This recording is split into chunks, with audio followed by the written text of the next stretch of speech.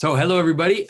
I am here with Matthew Miller, Matt Miller. I should say Matthew because I just told him just now that I like formal names. So, Matthew Miller, those of you might not recognize his face, but a lot of you will know him from his YouTube channel, Logos Made Flesh, where he analyzes movies. He also has other kinds of presentations there. A lot of people have been telling me that I should be discussing with Matthew, and it's very strange because I had also watched some of his movie interpretations and I enjoyed them. And I thought, yeah, someday it'd be nice to talk to him. And then at some point I realized that I've already had contact with Matthew several years ago, 4 years ago. I don't even know how I came onto his blog, but I saw he wrote a blog post about the Samaritan woman. And he described the relationship between Christ and the Samaritan woman as a courting, where Christ was courting the Samaritan woman in the manner in which we see in the Old Testament a man finds his wife. And so I wrote him, and we had a few back and forths in terms of talking about symbolism, and I was really impressed by his symbolic intuition. So I'm very happy to get a chance to talk to him. We'll talk about symbolism, talk about movies, and also I'm really curious about how he kind of developed his own symbolic intuition.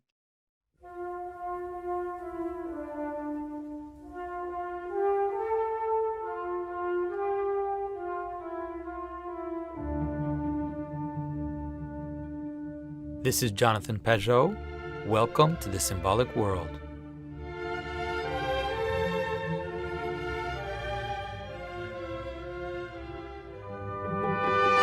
So Matthew, maybe you can introduce yourself a little bit, and we'll go from there.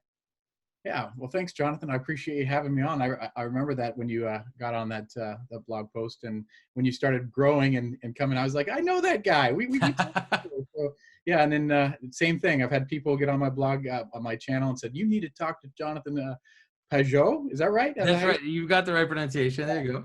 And so I kept saying it to me, and so I finally, I think I contacted you and said, let's do it. Let's get together. So, or no, I think it was, I reached out to you, and you were on board with it. So yeah, it's for me, it had just been a question of time. Like, yeah, it's going to happen. It's going to happen. Several people have been telling me, that I need to do this. And it was just like, okay, as soon as it was just a question of opportunity. And then when you wrote me, I'm like, oh, there you go. There's the opportunity. Let's do this. Yeah. Right. So tell me a bit about, because you told me that you're a corrections. I forget how you work in a prison, right? I work in a jail. Yeah. Local jail, our Clark County Jail here in Vancouver, Washington, and that's how I make my living.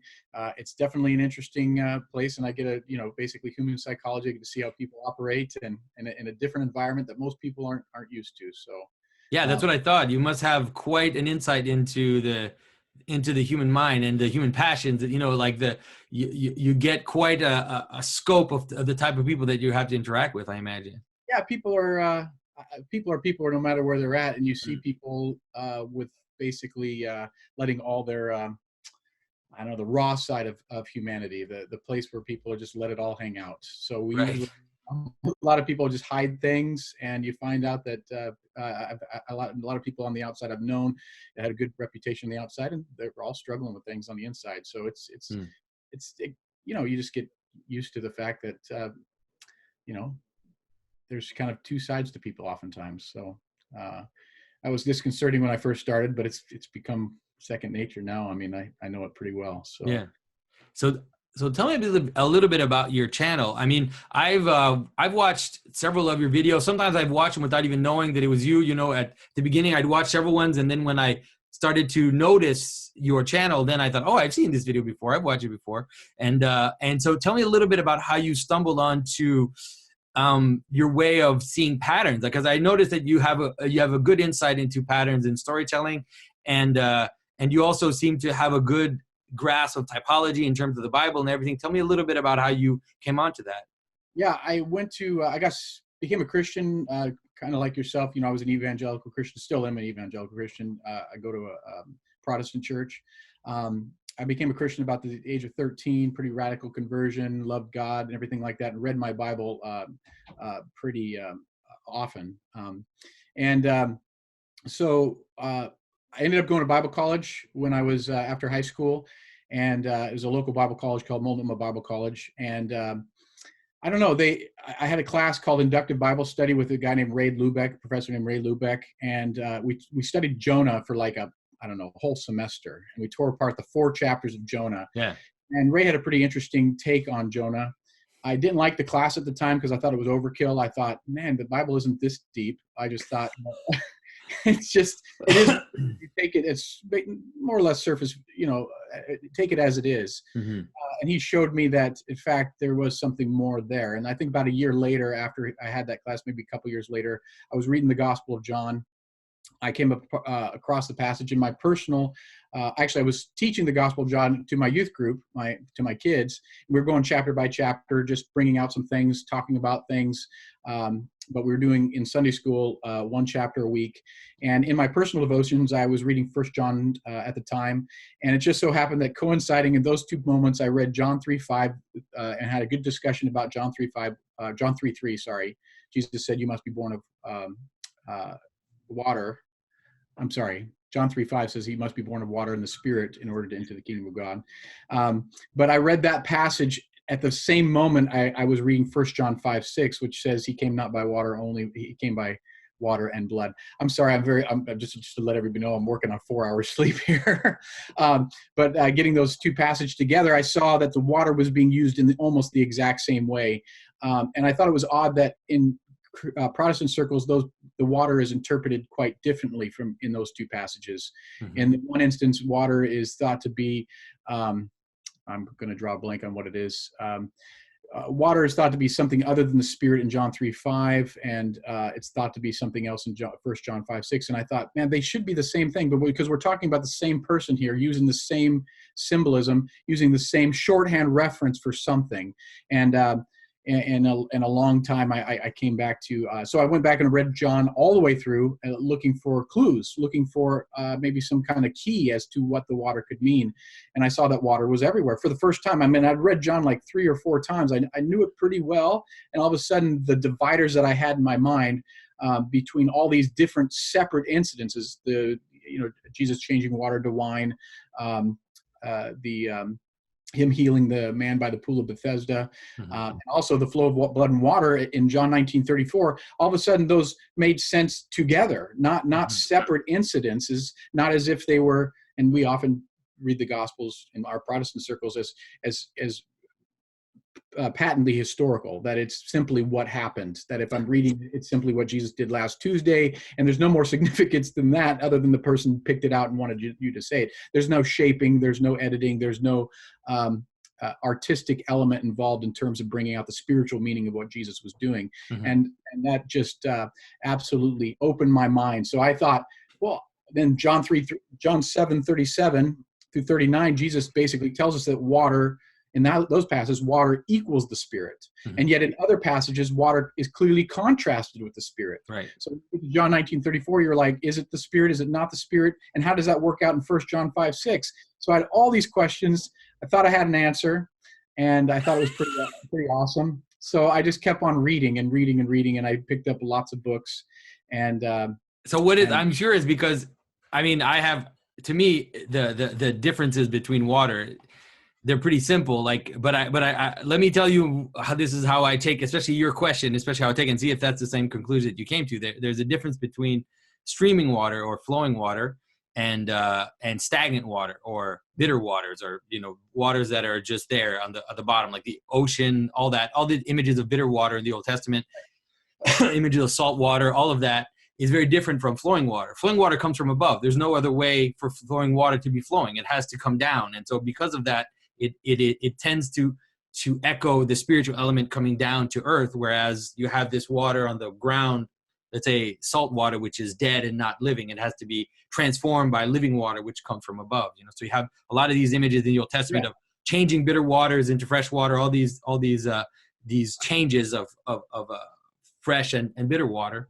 And then you have all these images, like we talked about the idea of the Samaritan woman, where you have a well and you have flowing water which comes from above. So you have the water below and the waters above joining together as an image of sexual union, but also an image of, from Genesis, right? This union of the waters above and the waters below coming together in which can be in a flood if it's negative, but it can also be positive if it's it's happening at one place, like, like a masculine and feminine joining together.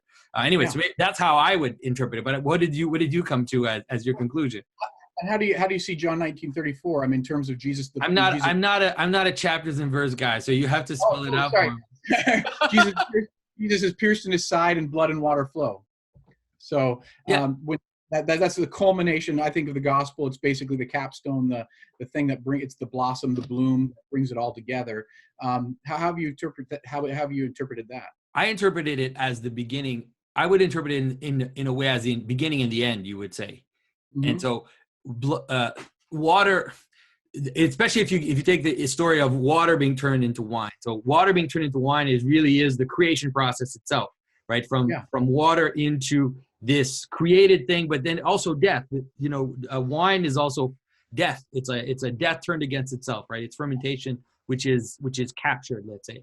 And then there's also water as something that you drink in terms of refreshing, and then wine as something that is intoxicating. And so it's like the whole gamut of manifestation, you would call it, and so water and wine could be equivalent to something like bread and wine as well, in the sense of something which is meant for consumption, which is, let's say, pure or whatever, and then blood, which is the other extreme, the left hand, you would say, something like that, which is fermentation, death, intoxicant, all of that. And blood is that as well. Like blood was supposed to, that's how I would see the so it's like the whole thing. It's like the whole world is coming out of Christ, you would say, from the beginning to the end. Mm-hmm. So it's like a new creation coming from Christ's side. Yeah, absolutely. That, and new creation is the key right there. I think that's the most important idea. I think so. When you look at the first, if you start to read all the passages together, so there's something called the hermeneutic circle. I don't know if you're familiar with it, but this is something I've latched onto, and it's kind of been helpful in terms of how do I read or understand anything. But in interpretation, the hermeneutic circle is pretty important, pretty significant, because it means that we can't know the meaning of something apart from the whole of something. Right. We look at the whole of something, and we go back from the vantage point of looking at the entire completed text, whatever context, and we go back and we look at each individual part, and we see how each individual part connects to the whole. Right. So it's whole to part to whole. It's pretty significant. So if you read the Gospel of John in its entirety, and you look at all of those water passages, and you say, well, John's trying to communicate something to us. Right. It's not like he's just brought this thing in just because, but he has a meaning to it, and it is symbolic. So how is he relaying the message of that symbolism? What does he want us to get? When he gets to that 1934, he says, I saw it, the one who swears is true, and he knows what he saw. I mean, that's John 1935, just immediate verse after. I mean, he really swears to it. And the only other time he really gets that personal with us is at the very end of John 20, where he caps off the end of the gospel, when he says, these things have been written that you may believe and that you may have life in his name. So what's interesting is that you go back and you follow the patterns. You start to see that the patterns emerge. And so in John, the first time it happens is in John 1. And if I go too long on this, please. Go for it. I'll John, stop you if you're boring. So there's the first time we see water. John the Baptist in John 1 states 3 times he repeats himself 3 times. I baptize in water, he says. Yeah. And the third time he then says, but he will baptize in the Holy Spirit. Right. And we get that from Mark's gospel, we get it from Luke's gospel, that the fact is that there's this dichotomy between water baptism and the Holy Spirit. Mm-hmm. That what John is doing is somehow different from what Christ will do. And then in John, the second chapter, just immediately after that, Jesus goes to the wedding, and Mary comes to him and says they have no more wine. And then Jesus takes the water, and he puts it in 6 stone water pots set there for the Jewish custom of purification. And they draw it out, and they take it to headwater, and it becomes wine. He says this stuff is the best stuff. Then a chapter after that, John 3:5 or 3:3, when he talks to Nicodemus at night, he says, you must be born again. And Nicodemus says, how can I enter my mother's womb a second time? And he says, if you're born of water and spirit, you can't enter the kingdom of God. Then after that, then you obviously have the story of the Samaritan woman. Then after that, you have the story of Jesus healing the man by the pool of Bethesda. Anyway, all that to say is there's a pattern that emerges from those first 5 chapters, because it's in every single chapter. And what emerges is that there's a comparison and contrast made between water and something else, which equals the Spirit. Right. So in the story of the Samaritan woman, you have the story of Jesus meeting the Samaritan woman, and she coming down, and he says, "And if you knew who I was, you would ask me, and I would have given you living water. Right. Sir, give me this water, so I don't have to come all the way here all the time to draw water to drink." And the interesting thing about that is that you have well water, like you said, and you have living water, which is fresh water, flowing water. Yeah. And you have well water, which is lake water. It's stagnant water. It's water that's that's stationary From below, just water. Yeah, water from below, you could say. Yeah, absolutely. But there's two. And here's what the interesting thing is: if you look at the Samaritan woman story, there's actually that pattern, that conversation that Jesus has. John has shaped it in a very interesting way. I mean, maybe he shaped it, I don't know. But this is how it goes. You have the first half of the story, and then when she says, "Go call your husband and tell him to come here," she says, "I have no husband." All of a sudden, we have a shift in the content of the subject of the conversation, which is now about her marital status. Mm-hmm. And then she shifts it again, saying, "Sir, I perceive that you're a prophet." She says, "You worship on this mountain, we worship on this mountain. Which mountain should we worship on?" And then Jesus says, "It's neither this mountain nor that mountain, but God seeks, the Father seeks for worshipers to worship Him in spirit and in truth." Mm-hmm. That's what we're speaking for, is worship, because God is spirit. We must worship Him in spirit and truth. Now, if you take those two halves, now look at this real quick. You have that first half of the conversation and the second half of the conversation. The first half is well water contrasted with living water. Well water is a well of water. I mean, well water is dead. But she connects it to the traditional site of Father Jacob's well. She says, "Are you greater than Father Jacob, who gave us this well?" And that word "father" is important because it comes up in the second half. And Jesus says, "My water will well up, become a spring of life, welling up to eternal life." So yes, I am greater than Father Jacob and his well. The second half, she says, "Our fathers." Get that? "Our fathers worshipped on this mountain. You say we should worship on this mountain. Which mountain should we worship on?" And Jesus says, "It's neither this mountain nor that mountain, but we should worship in spirit and truth." Living water is connected with spirit of worship in spirit and truth, whereas the well water is connected to a traditional place which is given by the tradition of Father Jacob. This is old-time religion. Yeah. Whereas the mountain worship is the same thing. Our fathers gave us worship on this mountain. And Jesus is saying it's not by location, but the Spirit breaks every border. The Spirit goes beyond borders. It is, not to say that there's something negative in those things. That's fine. But Jesus has superseded what has came before. He has come before. And we can see that in John 2, where the story is of water and wine. It's not just wine. The story doesn't say it's just wine. It calls it water turn wine. So there's a contrast between water, which is given out, water which has wine. Basically, the story goes, the wine they were drinking, and it gave out. And when Jesus makes the wine, he goes to the head waiter, and the head waiter says, "This is how it always works. People put out the best stuff first, and when everyone is drunk, then they bring out the cheap stuff. But you have saved the best for last, best till now." And so you have a contrast between two different waters. You have water which is impotent, powerless, and then you have water which is surpassing and awesome, which is the Spirit. That's why we call wine liquor. We call it spirits. It's the idea that something intoxicating has happened. So there's water which is given out, and that water is based upon what? Jewish tradition, because he says he took the 6 stone water pots set there for the Jewish custom of purification, and he transformed that.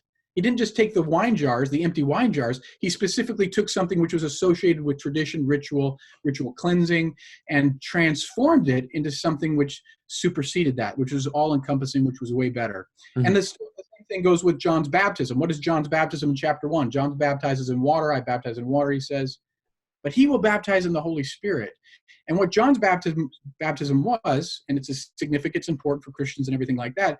But if you think about what John's baptism was, it was a Jewish custom of ritual purification. Because if you go to Israel today and you see all the archaeology, is that everybody was doing ritual baths all the time. Even before you entered the temple, you were going into a bath to wash yourself, to purify yourself before you entered into any holy place. Yeah. So John took that idea and made it a one-time baptism of repentance in the Jordan River. And so in essence, what John was doing was a ritual form of purification. This is an act of purification. But what Jesus does is he transforms the ritual and makes it something, he supersedes it or surpasses it. Right. All of those aspects, the story of John 5 too, when Jesus has the healing of the man by the pool of Bethesda, the man says, he comes to the man and he says, do you want to get well? And the man looks to the pool of water and says, hey, I do want to get well, but when the water is stirred up, and it doesn't, when it moves. Yeah, it gets stirred active. up. There is a passage in the King James Bible that tells us that it was an angel that came down, but it's actually not in the original text. But the idea is the water gets stirred up, and he says, I can't get in because someone gets down before me. And Jesus says, take up your pallet and walk. Pick up your mat and walk. And what's interesting is that story is there's a contrast made. The man looks to a traditional site, a ritual site. He sees in this place where all of these lame people are gathered together to get into the water when the water is stirred up. That's tradition. That's ritual. Mm-hmm. And what Jesus says is, hey, turn your attention to me. Pick up your pallet and walk. Yeah. Jesus has superseded or surpassed. And what's interesting is in John 5, that's the first time that you don't have an active contrast made between the water, the lower earthly water below with the water above. Jesus has taken the place of that water, that container of water. And that's what we're going to see through the rest of the Gospel of John, is that Jesus is infused. He has the water inside him. And then we'll see that in John 9 and John 11, Jesus weeping, and the fact that he spits on the ground in John 9. Yeah, for sure.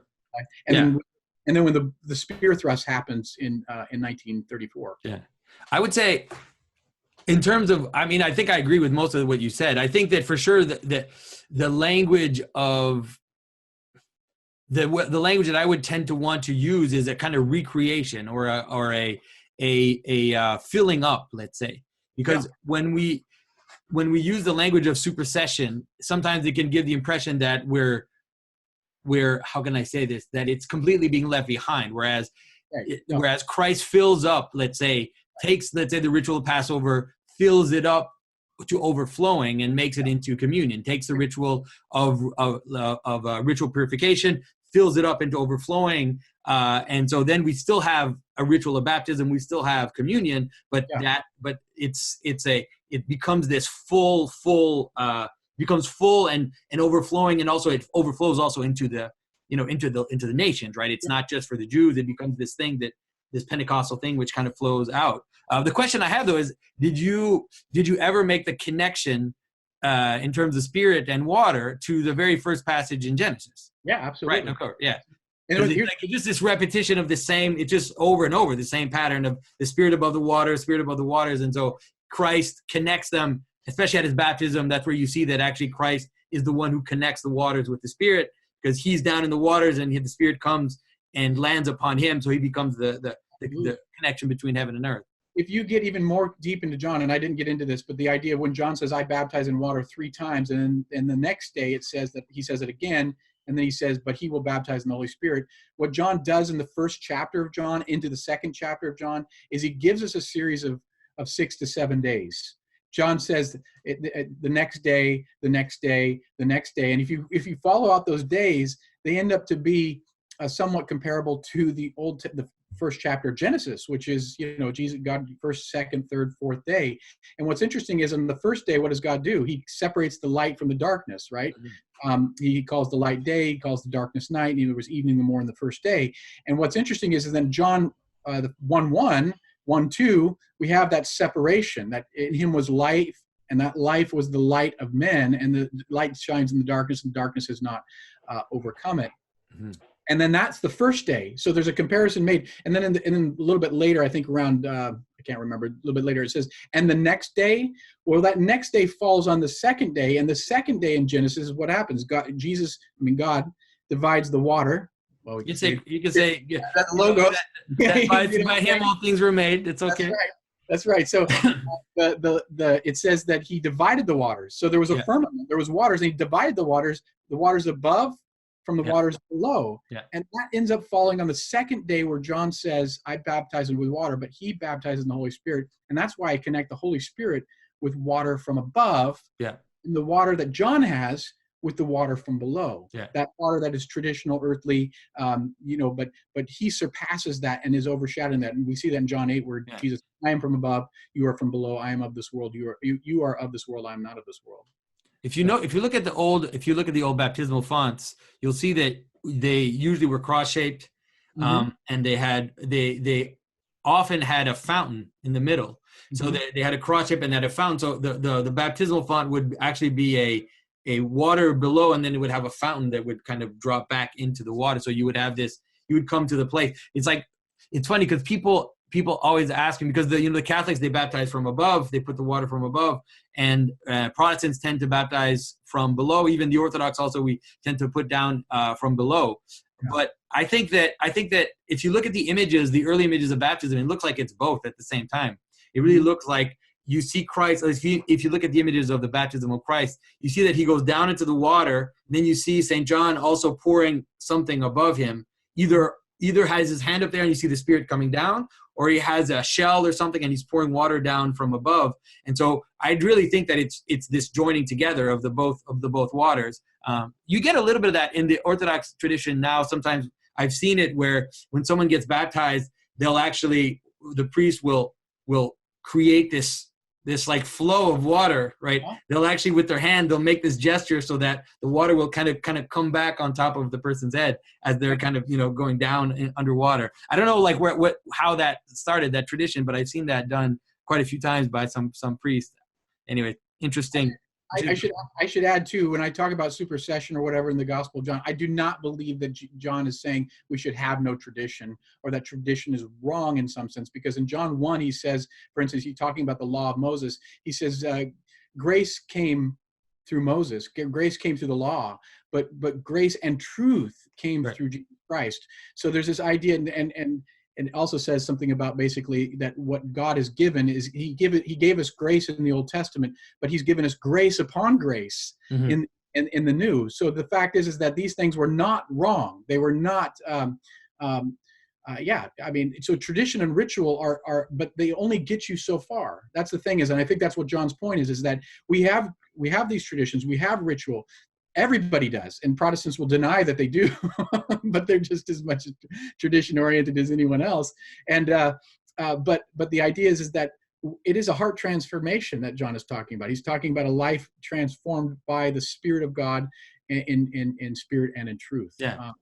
So my big question for you, I guess now, we'll go and get into the movie stuff a bit later, but my big question is, as you start to approach things that way in terms of interpreting, in terms of seeing the patterns and seeing the typology between the Old Testament and the New Testament and how it plays out in the New Testament. So my big question is, how has this been received in your circles? Like, how do people perceive what you're doing? Like, how do they see it? How do they interpret it? Well, I think I grew up I'm Pentecostal. I mean, that's where I grew up. I grew up in a Pentecostal circles, which is very literal. I mean, reads the scriptures very literally. So that's how I was taught. I was, and so I think the people that I know closest their eyes have been open. They're like, wow, that's really cool. I never saw that before. They're interested. And I've gotten pushback from people like, I don't get it. I don't understand. Some people might just think I'm crazy. That's why I look at you and go, man, you got to have people that think you're crazy and that you're not, you're like, where are you getting those ideas from? Because it's not so obvious to people how you get from point A to point B or C or D when they don't see steps in between. So yes, it's been good. And yes, it's also led to some confusion on people who look at me and scratch their head and go, I don't get it. So, because I think and I think symbolism to a lot of people, there's a tendency in Protestant circles, particularly, that the Bible is historical. So they read the Bible with, this is what happened. So like the Gospels are essentially a diary of Jesus's activity, and it was written as it occurred, almost like no editing, nothing, just that this is what happened, and then we did this, and we did this, and we did this. So each individual aspect of what Jesus did is significant in its own right, not in its larger context. So what do you think that this has been the thing that I've been trying to get people to see mostly? Um, and maybe I don't know if I'm going to be pushing you a little further than what you usually tend to think of, is that there is no such thing. I keep telling people there is no such thing as literal. There is no literal, Mm-hmm. in the sense that there are plenty of things that happened to Christ that were not mentioned. Mm-hmm. That Right. even in the selection process, there's a form of symbolic compression. Yeah. Right. Oh, So Christ did all kinds of things. He put on his clothes. He cleaned his fingernails. He did all kinds of things that everybody does, but we don't mention those things because they're not meaningful. that's And right. so That's right. to me, what I keep telling people, that logos is a form of compression of meaning. So you have all these details, and the very fact that you choose certain elements within a narrative, it means that already you're in a form of meaning making or participating in meaning, not and ultimately what I'm trying to get people to accept or understand is that the pattern that we see in Scripture, that the basic pattern, the one from Genesis that we see all the way into the gospel, is not just a literary pattern, that it's actually the pattern of reality. Mm-hmm. It's actually the pattern by which we engage the world in terms of phenomenology. So the very fact that even in our own lives, we have to create syntheses of meaning to create narratives. Like, we exist in narratives. We live our lives, our stories. We don't live our lives as an indefinite amount of arbitrary details. We rather compress them into narrative form. And that compression is the structure of reality, because there's too many details. There's like an infinite amount of them, right? The world, if you don't have logos, the world scatters into dust. Like, it'll just keep scattering until it reaches dust. But the Bible and tradition gives us this pattern by which to basically see the world with. Yeah, absolutely. I take off what you just said. My dad was a storyteller. So my dad was he was a pastor for a bit, but then he went on to become a teen suicide prevention counselor. So he'd go to high schools all over the world and basically do seminars. So he's a public speaker, gets up and tells stories. That's what he was. He's a gifted storyteller. He'll tell a story anywhere, everywhere. And everyone's engaged by the stories that he tells. But me sitting back and watching him do that, I recognize that a story gets slightly shaped depending on the context in which it's being delivered. So the point of the story isn't simply the story itself, it's the meaning or message which is shaped by the context. And so that's what the gospel writers are doing. They're telling us a story, not just because it's the story that's important, but it's the meaning or what we call the sitz and leben in biblical circles, the life setting of a situation of the people to whom it was given. So Mark's gospel is different from Luke's gospel and John's gospel, not necessarily because, Jesus' life differed all that much, but it's the point that they're trying to get their audiences to perceive. And we see that in adaptations of movies. If we just bring in movies, for instance, we see adaptations for different settings. If you see a movie made in the 50s and it's remade, there might be some radical differences between that, and it's significant of those differences. One illustration I like to use is the Last Supper by Leonardo da Vinci. And everybody's on one side of the table. We all see it, if you got it in your head, your mind.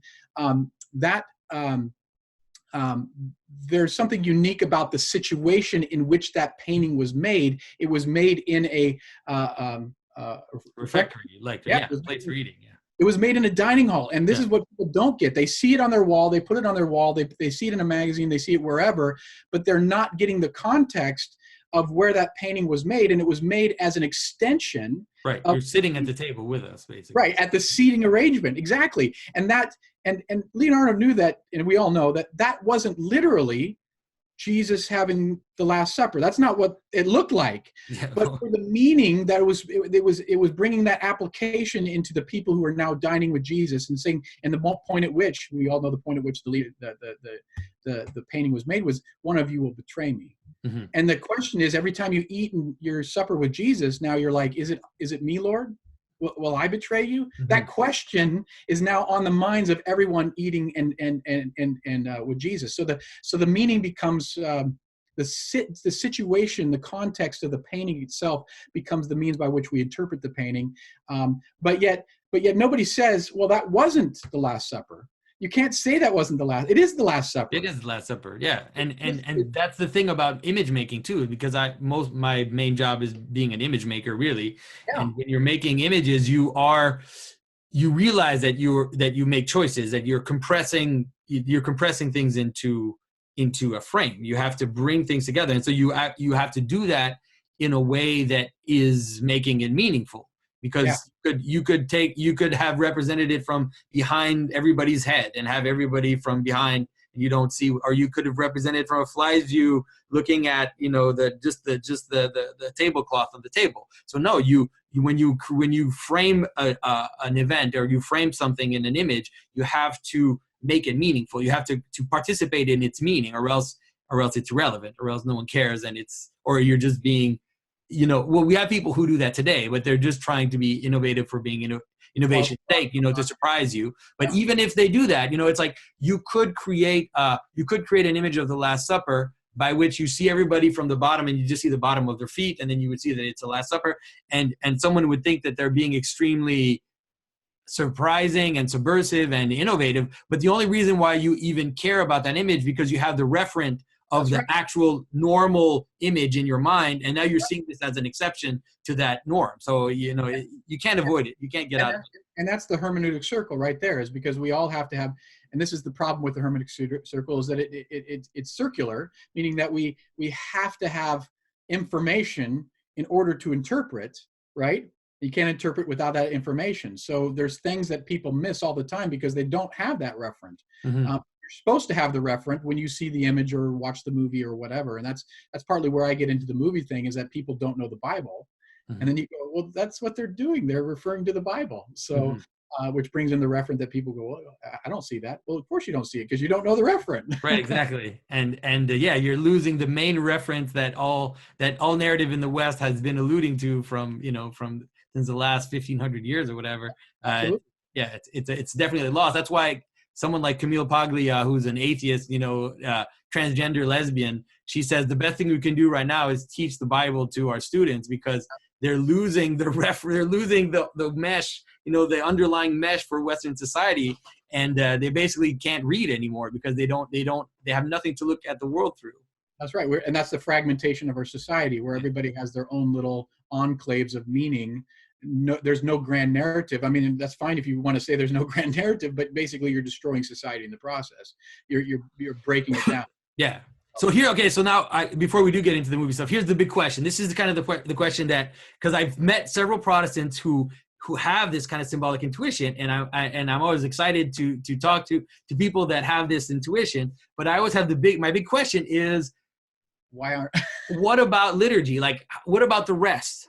Right? What about the architecture? What about the liturgy? What about the liturgical year?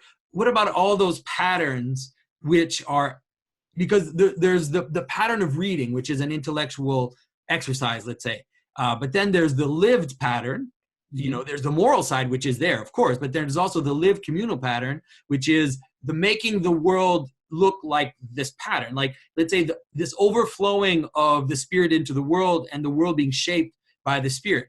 And so that's how we see, let's say, traditional Christians, that's how we see the fact that our churches have a certain shape, that our time is now marked by feasts, how, the liturgy becomes the ultimate, pattern of participation in the life of God, in terms of patterning itself on revelations and bringing all these patterns together.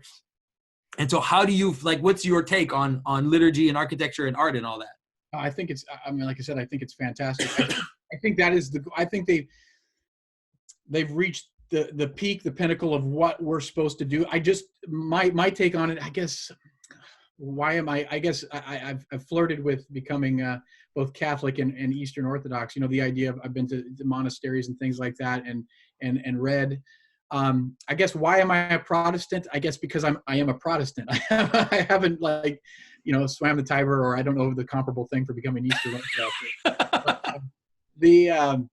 It's fantastic. I think that being devoted to the Bible, and I think that, and I'm not saying that Eastern Orthodox or Catholics aren't, but innovative. American culture is innovative. We want to do everything differently, and I think that's what we're all doing. Exactly what you just said, is to take the art and take our lives and somehow be cruciform, put in the shape of the cross for a whole entire life. Everything we do to be shaped by that narrative, by that story.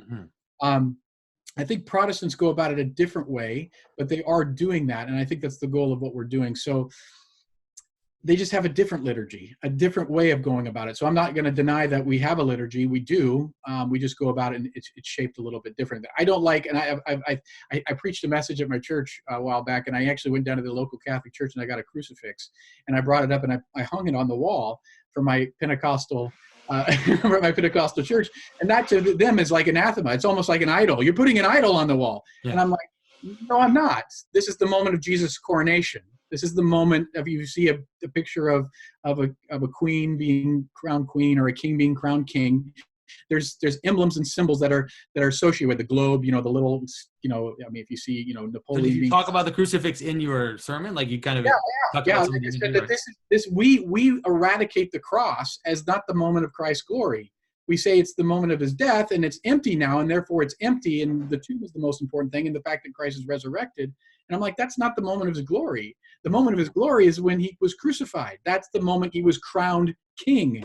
And that's biblical. That's based upon the Gospel of Mark and the way the Gospel writers interpret it. Yeah. And also the cross, the thing about understanding, let's say, how Christian imagery works is that it works in a pattern as well. And so we have the cross, but we also have the Anastasis, for example, in the Orthodox tradition, where we see the harrowing of hell. We have Christ in glory sitting on his throne at the last judgment. We have Christ in the manger being born and showing this first moment of the Logos entering into the world. And so all these images, they don't exist in a bubble. So it's not like all we have is Christ dead on the cross. We have Christ dead on the cross, which is speaking to Christ at the ascension on his throne. All these images are in a pattern together, just like in the Bible. We don't only have the moment of Christ's crucifixion. We have it in a pattern of storytelling, but we also have a pattern of image making in which all these images are talking to each other the way that they're talking to each other in the Bible as well. So, but I understand, like I remember when I was young too, I remember that argument saying, it's like, why would you show Christ on the cross, just Christ dead? And it's like, yeah, that's one image. We have all these other images. Yeah, it's so I don't know what to say about that. I have on my blog, I have a sermon series that I did, not a series, but a one-time shot deal where I talk about the Bible being our grand unifying narrative, and that the Bible isn't complete. It tells us the beginning, tells us the middle, and tells us the end, but there's a point in that story which isn't finished yet, and that we stand in that place improving. It's basically directed improv. We look to the past and we look to the future, and we read the Bible in the sense of, because most of the Bible, people go to the Bible and they say, I need an answer for my life. I need an answer. So they find a verse or a proof text or whatever. But it doesn't work that way. And I think that the Eastern Orthodox get this, is the idea that it's a story, and we find ourselves in that story, and we are becoming part of that story. Yeah. And in some sense, that's all been worked out by the history of the church. Yeah. And I think that simply Protestants are just recreating it, 1,500 years ago. they're doing the same thing, but they're going back in time to redo it all. And eventually, I think that it'll start looking somewhat the same. So we'll see. That'd be great if it did. Like it'd be great if it starts to. Let's talk about movies. So this is, one of the reasons why I do making movie interpretations, and you said something before, is that seems to connect to the reason why I'm doing it, is that I notice that people they've become blind to the Bible stories.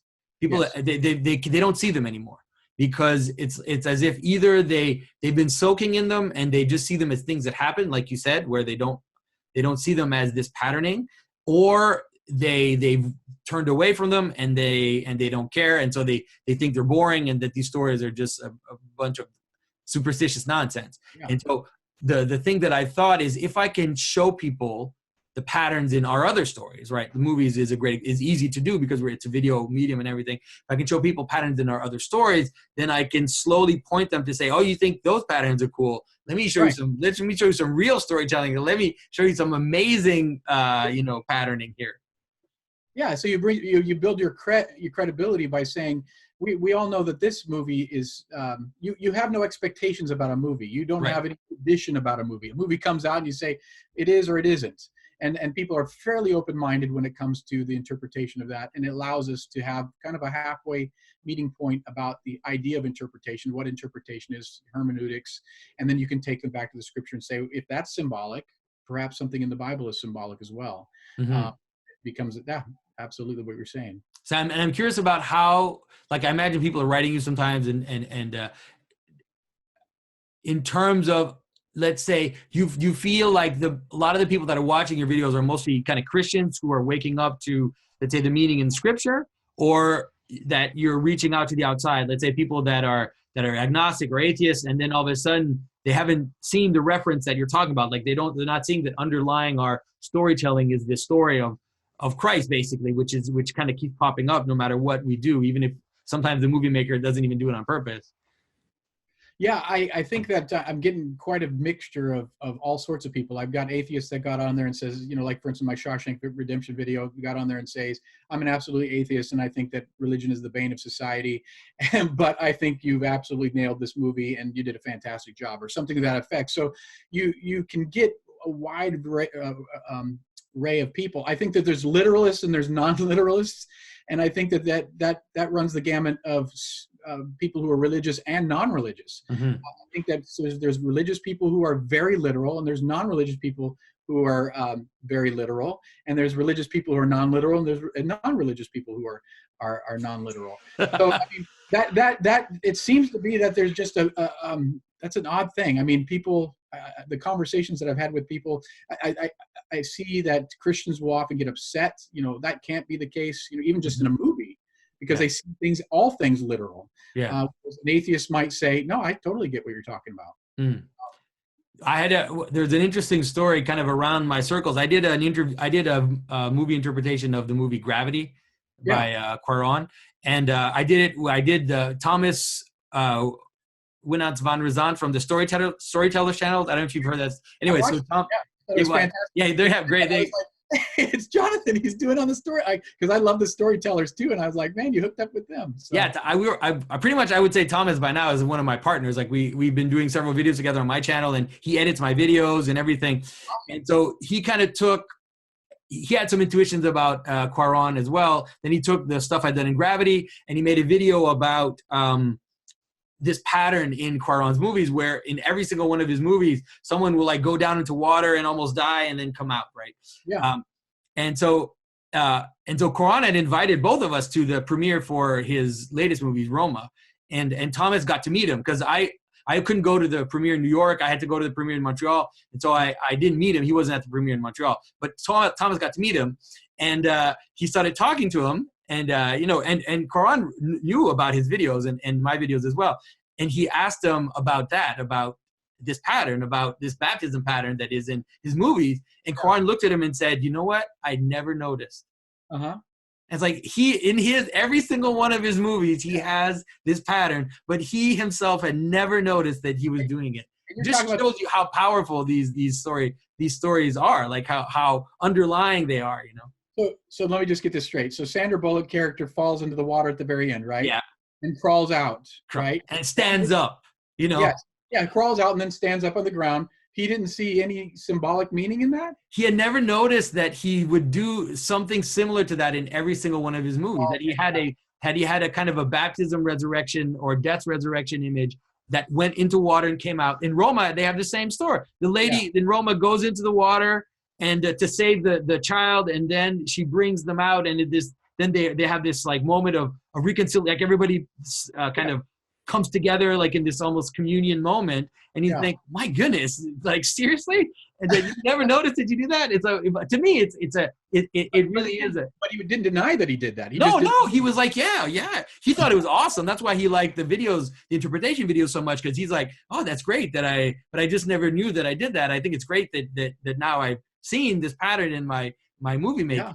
But it just, like I said, it just shows you just how underlying the stories are. You can use them without even knowing that you're using them. It's like it really is like a reference in our existence, that just basic tropes, Yeah, I remember writing a song with a friend of mine when I was very young, and we ended up spending hours writing this song, and we kept singing it, and then we go, boy, this sounds really familiar. And we pulled up another song, and it was the exact same song. It was the exact same thing. Yeah. Oh, we totally ripped it off.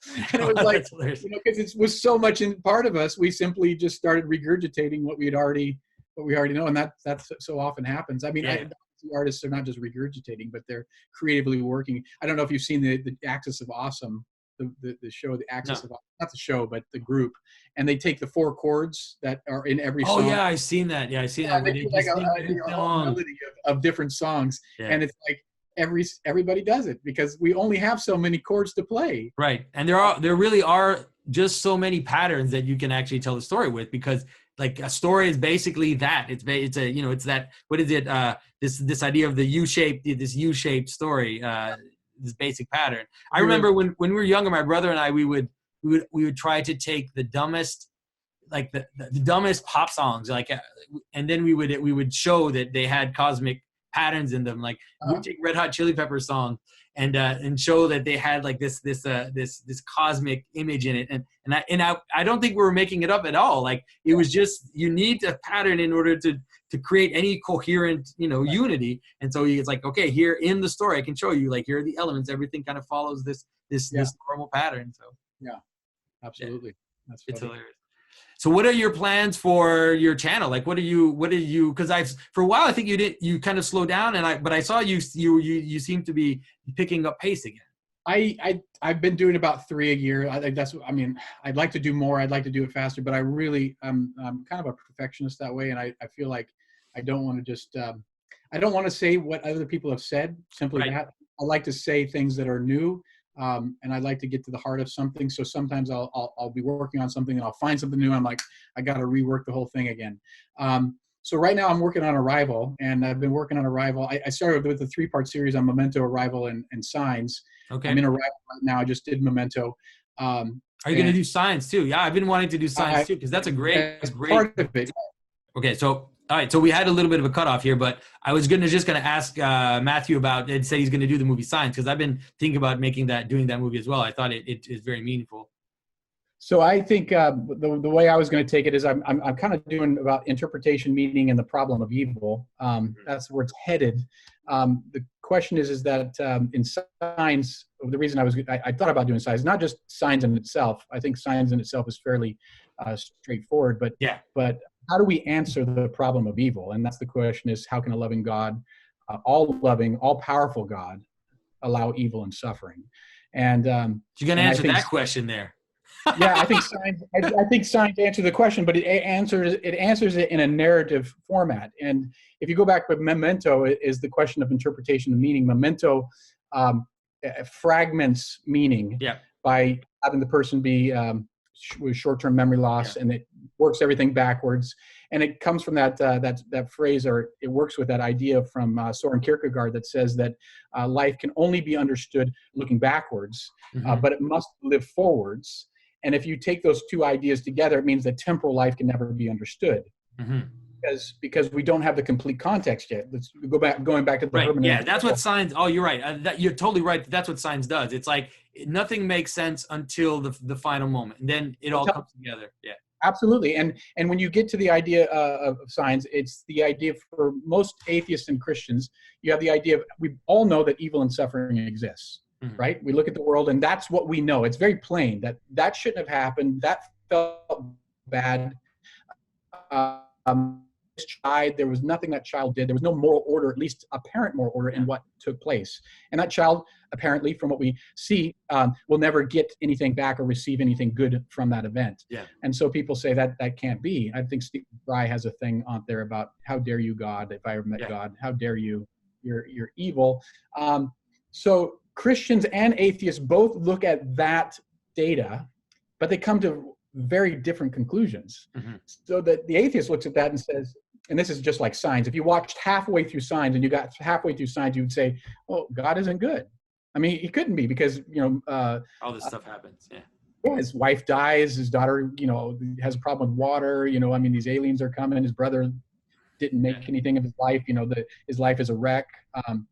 Living with his brother and working at a gas station when he could be playing baseball, but something bad happened. So you get to the center point, and that's in essence in our lives. We get to the center point of our lives, and we look to past, and we see these bad things have happened, and we have to make a determination. What does our future hold? I love you say the center point. Are you making a Dante reference consciously or not? Because he No, says I'm not that after it happened at the middle of my life, that's when he has his vision. Anyway, sorry, go ahead. He got lost in a wood. Yeah, the first canto.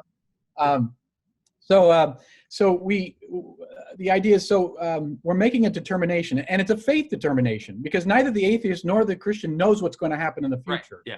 But the atheist prejudges the future based upon the knowledge of the past, and their knowledge of the past is bad things have happened. Therefore, the future will only be as it was in the past. Because we see that there was no moral order in the past, there was no God, there was nothing there. Therefore, the future will be exactly like that too. The Christian comes to it and looks to the past and says, I know that evil exists, but I also know that pain and suffering can lead to a good result. Mm-hmm. So, for instance, my father disciplined me, and I became a better person as a result. Right. I tell the story of my daughter. When she was younger, she had the flu, and I had to hold her arm down. This is when she's like less than 1 year old, and they had to inject her with some medication. And she looked at me in terror as they put a needle in her arm. What are you doing to me, Daddy? Yeah. And she has no idea what I'm doing, because I'm doing it for her good. She has no idea, but she looks at me like I'm evil. Mm-hmm. But I had to do it in order to not save her life, but I mean, in terms of making her feel better. Yeah. But the point is that Christians look to that and they say, well, if that's true of the past, if good and if evil and suffering can happen, we can look to the future and say, well, that could be true of the future. Mm-hmm. Neither the atheist nor the Christian know with certainty what will happen in the future. But the Christian stands in faith, just as the atheist stands in faith and says, I believe in a future that will be like that. Mm-hmm. And that's part of the hermeneutic circle, because we don't have the complete story yet. The story isn't finished yet. Right. We haven't seen it all written. What we have is a promise, a hope written in the Bible, but we haven't seen it with certainty yet. And therefore we come, as you said, with symbolizing our lives with that expectation and that hope, writing that story into the things we do in our lives, how we build our buildings, how we go about our actions. Yeah. And I think that's the answer to the problem of evil. The answer to the problem of evil is that it could be, and it's a matter of faith. And the fact is that by faith, by living in faith, we actually do, in some sense, bring about the future that we hope for. Right, and participate in the story. That's right. In some sense, that's an existential idea, is that we become who we want to be. We make the future we want it to be, as we want it to be. And so by believing in God, by believing in Jesus, we are in some sense participating with God in bringing about the future that He has promised us it will be. Yeah, I agree.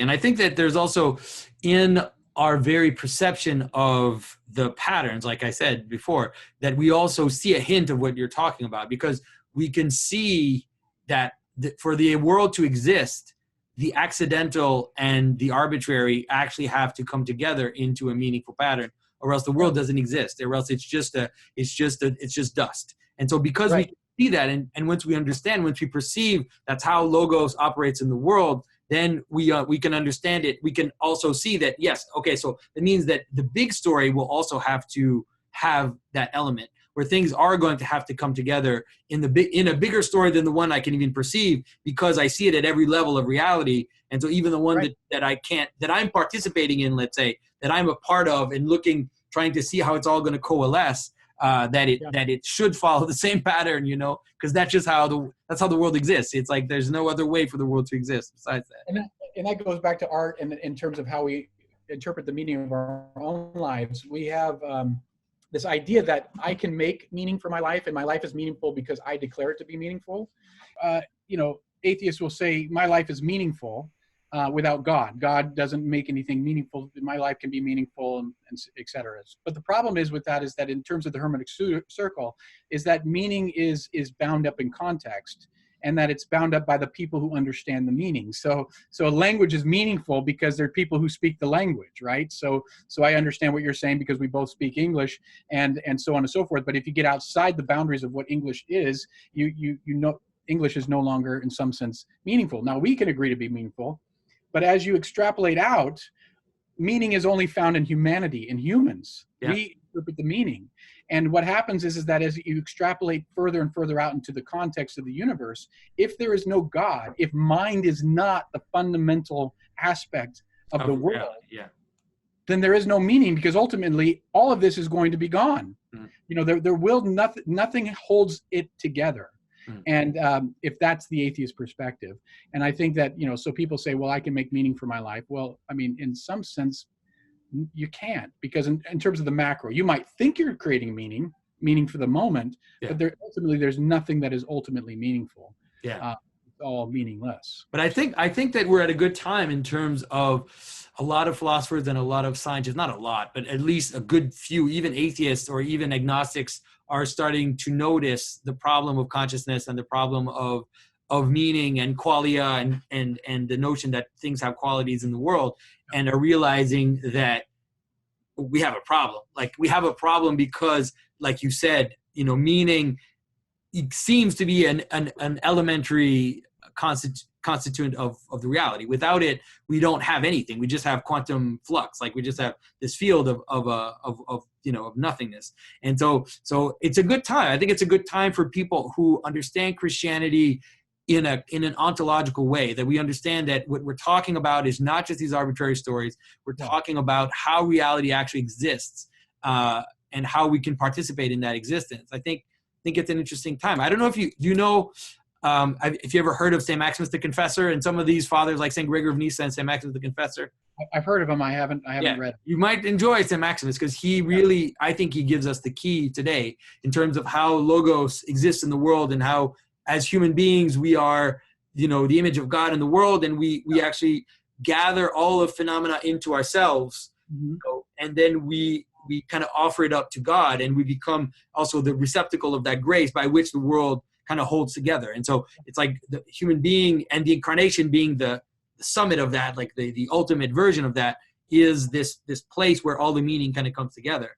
And it seems to be a manner of speaking which people can understand today, which people who are not Christian, don't even believe in God, can kind of say, okay, all right, I know what you're talking about. At least you're not just talking about some bearded guy in the sky who sends lightning bolts. You're actually talking about reality. All right, Matthew. I really enjoyed this conversation. I definitely had a lot of fun. I would suggest there's a lot of people that you should talk to. Have you heard of Paul Vanderklay? I've heard of him, but never met him. He would love, I think he would like to talk to you. You would probably really enjoy talking to him. There's a few other people as well. And we could also organize another talk at some point. Absolutely. Very much enjoyed it. Yeah, it's great to find someone who is engaged and interested in this stuff. As like I said, my world is not. I would look for people who are really engaged in this stuff, and they're like, wow, that's kind of interesting. But that's great about the online space. That's one of the positive things about the online space. I always joke with people. I'm not joking. I'm actually serious when I tell people that before I started making these YouTube videos, I never talked about symbolism with anybody. Yeah, I don't talk about that stuff because it's not. It only matters to a certain very small amount of strangely minded people who kind of see these patterns. But for most people, if you're living a good life, you believe in God, you pray, you go to church, right. You don't even need this. Like, you're fine. Keep doing your thing. But for some people, because they have this intuition, it's helpful for them to see through the veils, you could say. Absolutely. All right. And so all the best with your channel, and we'll all be looking forward to seeing more content. And hopefully we'll talk soon. All right. See you later. All right. Bye-bye. If you enjoy the Symbolic World content, there's a lot of things you can do to help us out. If you're not subscribed, please do. Go ahead and share this to all your friends if you can. Get involved in the discussion. We have a Facebook group in which people can talk about these subjects. I will put all those links in the description. And also, if you can, please support us financially by going to my website, www.thesymbolicworld.com/support. And I also have a Patreon and a Subscribe Star. So thanks again, and I will see you soon.